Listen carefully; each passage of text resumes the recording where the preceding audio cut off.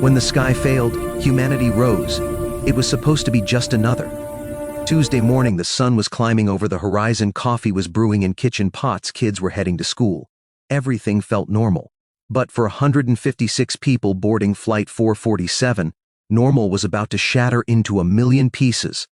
Sarah clutched her daughter's hand as they settled into their seats. Little Emma was only 7, excited about visiting Grandma. Mommy, will Grandma make her famous cookies? Emma asked, her eyes sparkling. Of course, sweetheart. Sarah smiled, kissing her forehead 3 rows back. An elderly man named Robert was traveling alone. His wife had passed away 6 months ago. This trip was supposed to help him heal, to find peace near the front. Marcus, a firefighter on vacation, was heading home after visiting his brother. He had no idea he'd soon be back in action.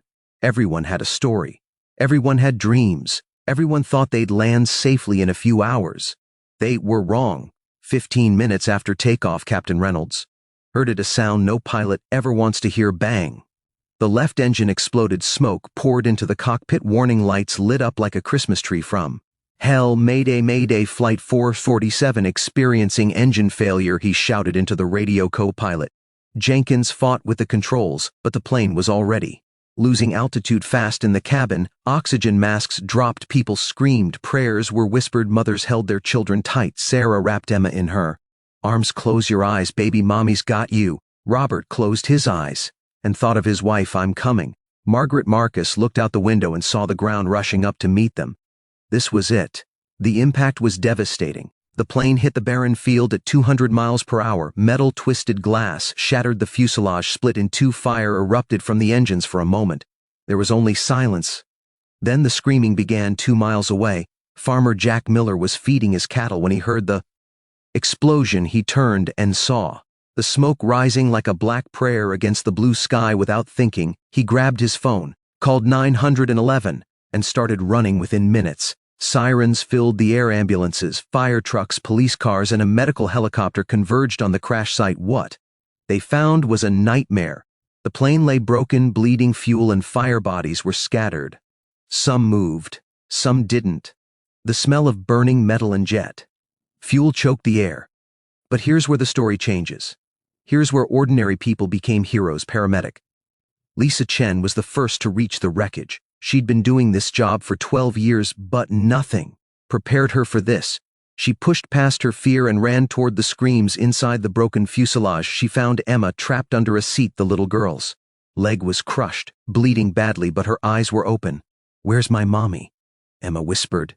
Lisa's heart broke, but she didn't have time for tears. I'm going to get you out, sweetheart, I promise. She worked fast, cutting through metal, wrapping the wound, whispering comfort. Within 3 minutes, Emma was out, and in an ambulance. One saved 155 to go. Firefighter Marcus had survived the crash with only minor injuries. His training kicked in immediately.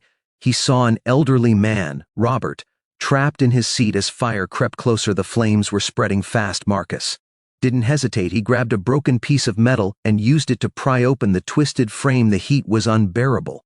His hands blistered, but he kept going. Come on, old-timer, we're getting out of here. Robert was barely conscious, but Marcus pulled him free seconds before the flames engulfed that section too. Save Dr. Amanda Foster arrived with the helicopter medical team. She was met with chaos. Over 100 people injured. Some critically triage. Prioritize. Save who you can. She found Sarah, Emma's mother, unconscious with a severe head wound. No pulse. Amanda started CPR immediately. 30 compressions. 2 breaths. Again, come on, your daughter needs you. Thump. Heartbeat.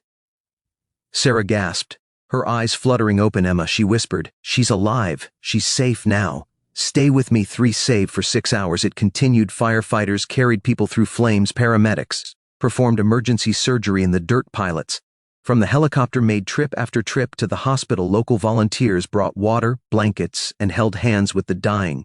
Nobody asked about race. Nobody cared about religion. Nobody mentioned money. There was only one mission: save lives. When the dust finally settled, the numbers came in: 103 survivors out of 156 passengers. Experts said it was impossible. A crash this violent should have killed everyone, but it didn't. Why? Because when the sky failed, humanity rose. 3 weeks later, the hospital held a reunion. For survivors and rescuers, Emma, now with a prosthetic leg, ran up to Lisa and hugged her tight. "You saved me. You're my hero." Lisa's eyes filled with tears. "No, sweetie, you're the hero. You fought to stay alive." Sarah found Marcus and shook his hand. "You pulled my father-in-law from the fire. How can I ever thank you?" Marcus smiled. "Just live a good life." "That's thanks enough." Dr. Foster met an elderly couple who thanked her for saving their son. They didn't have much money, but they'd baked her cookies. "It's not much," the woman said. Amanda hugged her.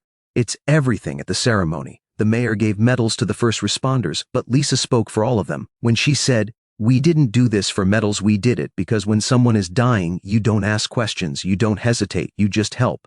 That's what humans do. That's what we're supposed to do." The crowd stood and applauded for 5 minutes straight today. There's a memorial at the crash site. It doesn't focus on the 53 who died. It celebrates the 103 who lived, and carved into the stone are these words: "When the sky fell, strangers became family. When death seemed certain, love proved stronger." This is humanity. This is hope. This story teaches us something powerful. In our darkest moments, we discover who we really are. We can choose fear, or we can choose courage. We can choose to run away, or we can choose to run toward those who need us. We can choose to see strangers, or we can choose to see family. That day, 103 people got a second chance at life, not because of luck, but because ordinary people did extraordinary things. And that's the real miracle. Not that people survived a plane crash, but that humanity survived inside the hearts of those who refused to give up.